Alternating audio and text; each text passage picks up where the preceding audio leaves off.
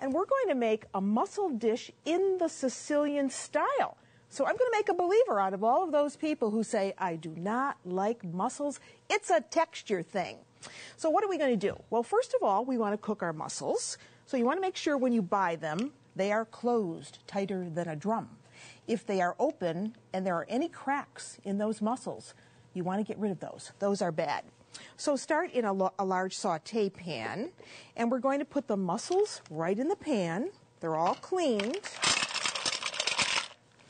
And we're going to add some garlic and wine. So let me turn on the heat here. So we're going to add garlic right there. And now we are going to put our top back on, and we're going to let those mussels steam. So let me get that up to where it should be, and talk about the sauce that's going to go for this. So I said this was in the Sicilian style. So that means we're going to use tomatoes, and we're using plum tomatoes.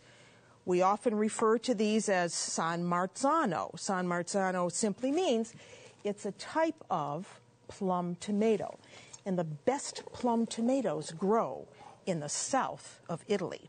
We're going to use these in a pan with some spices. So put them in a bowl, and then just set that aside. So there is that. Then, I want to think about some spices for this. So here's what I like with this. I'm going to bring over my little spice grinder, take the top off, and add some fennel seeds. See that? Those are fennel seeds. You can buy them in your grocery store. They're going to give a nice sweet but licorice tasting flavor to this dish. So we just get them into a powder.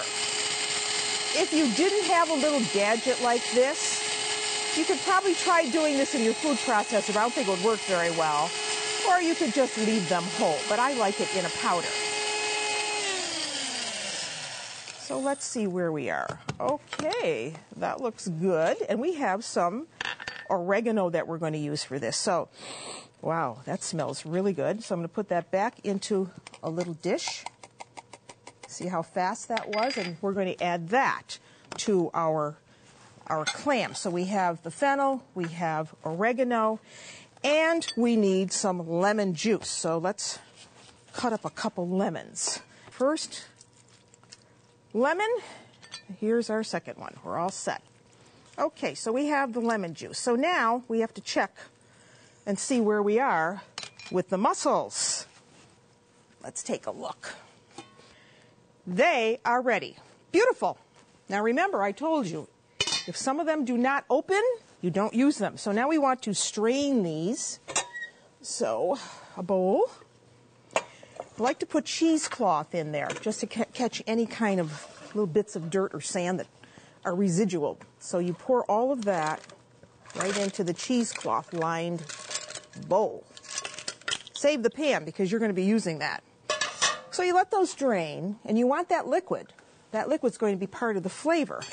But you see, it's so easy. You just open it, take it out. Simple. I'll do one more just so you get it. So take it out and put these aside because I've already shucked a bajillion of these. Let's put these over here. One large onion diced will do it. We'll give that a little bit of salt. Now I know some people who like to add tomato paste at this part when they're cooking down the onions, and sometimes I do that, but today I'm not doing that version. And what does the tomato paste do? Well, it really gives these onions a depth of flavor that sometimes you need when you want a real strong sauce. But the mussels are delicate, so I don't really want a real strong sauce. So we let those onions cook down, and then we want to have something else that Sicilians love to cook with, pepperoncino, hot red pepper. Now you can use red pepper flakes, which these are, just dried red pepper flakes, or you could use a red pepper paste, and you can find that in a tube. So now we want some more garlic, because this is much smaller and it'll take a lot less time to cook than the onions. So you get these soft. Get them soft. Did I put pepper in there? I can't remember, but I'm going to put a little smidge in now. A little bit of pepper. Now, if you didn't have fresh tomatoes, you could use canned tomatoes for this. If tomatoes were out of season, that's what I would do. I would use canned plum tomatoes. There are a lot of good brands out there on the market. So you mix that all around. I want this to cook down a bit. I'm going to turn that down now just a smidge. And we're going to give this a little bit more wine. So again, little white wine goes in there. All good ingredients. And of course, we want some of that lemon juice. Now you can put it in now or you can put it in at the end of the cooking process. We want, of course, the oregano. So a little oregano goes in. Say a good tablespoon or so of oregano. And of course that fennel that we did. So there is the perfumey fennel in a powder now. So I'm going to put some of that in. You can also find fennel flour in your grocery store, just already pulverized. That goes in.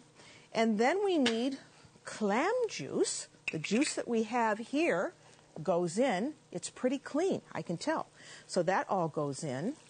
There's our clam juice that we reserved from our clams, or from our mussels, rather. And we want some clam juice, so you can buy bottled clam juice if you don't have enough. I can see there that I really don't need a lot, so maybe about a half a cup, because those mussels were really, really juicy. And now we want to turn the heat up on this, and we really want to reduce this for about 5 minutes or so. See this line right here? That tells me that that sauce has reduced enough for me to go on. So now we add lemon juice. That just bumps up this flavor that much more. And we want some flat leaf Italian parsley. So let's put some of that in. Isn't that pretty? Beautiful. And then the last thing we need, because this sauce is now ready. I'm going to prove it to you. It's ready because not only did I say it was ready, but I'm going to taste it. It's ready. Delicious. That lemon. Perfect. And now we add the mussels. And so I'm going to turn the heat way down because we don't want these to be rubbery, and add the mussels to the sauce. Wow. What's better than this?